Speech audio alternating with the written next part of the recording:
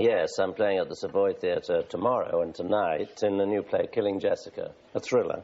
But yes, Sunday I'm going to Chichester. What, not another play? No, I go down to stay there and enjoy it. Excellent. Now, London Transport paid for some advertising space this week to announce the return of, wait for it, the old red tube train. But they didn't wait for it. By Jove, I needed that. 5 48-year-old trains, these 38 Reds, have been dusted off and brought back into service on the Northern Line because of a record-breaking increase in the number of people using the tube. Now, bringing back the golden oldies has cost nearly £500,000, and that's about 400,000 Red Rovers, but it's made an awful lot of tube train fans very happy. Emma Freud went underground to meet them.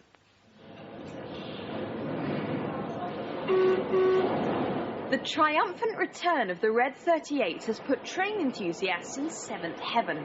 The distinctive scarlet trains have always held a special place in their hearts. To an enthusiast, it's the feeling of it, the noise of the motor, the sight of the design of the train.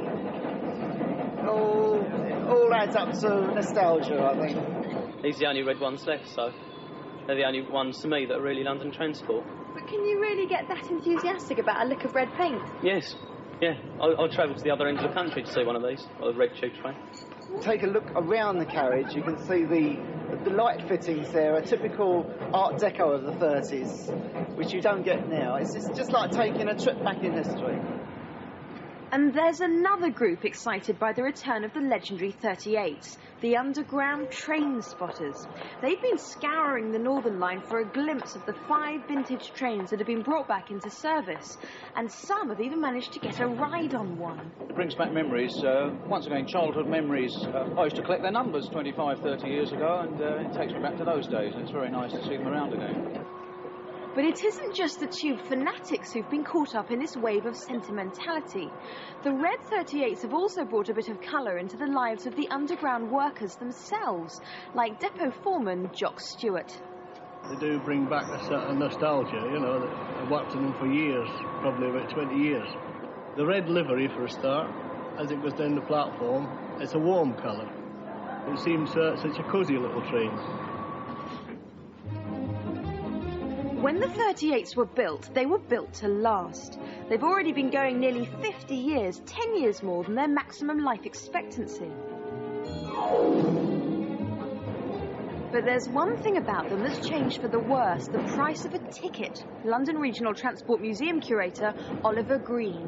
The cost of taking one of these trains in the 1930s would have been about a penny a mile. So if you were going from one end of the Northern Line to the other, say from Morden up to Barnet, it would cost you not much more than a shilling. How much would it be now? About £1.20. For one man, however, the return of the Reds has this week meant a lifelong dream coming true. David Rowe from Fulham has been potty about tube trains, and 38s in particular, all his life. The enthusiast can tell the 38 stock, even if he's just coming through the entrance of the station. If he hears one pull away downstairs, he knows what it is straight away. Everything about them. Best things ever built for the underground, they are. Ever since he was a school kid, he's been collecting underground memorabilia. He's now, of course, a tube train driver. But despite getting a transfer to the Northern Line, it wasn't until Wednesday that he at last got his hands on the controls of a 38. It was a big moment. Then, with a flick of a switch, a quick toot, and a turn of the dead man's handle, he was away. This is what I've been waiting for. I transferred to this line specifically to have a go on these trains, you know. I thought I'd never get a go on one, but now this is it. This is just what I've been waiting for. This may be my crowning glory on London Transport. In his heart of hearts, Dave knows the old Red 38s have only got a couple more years in service. But although they'll end up on the scrap heap, LRT let slip plans to keep their memory alive. I suppose people like the red colour. Again, a silver train looks modern, but it's a bit more clinical. The new trains that London Underground is now developing for the 1990s are in fact going back to colours. They won't all be red, but there will be a return to colour on the Underground. So the Reds may soon be gone, but they'll never be forgotten.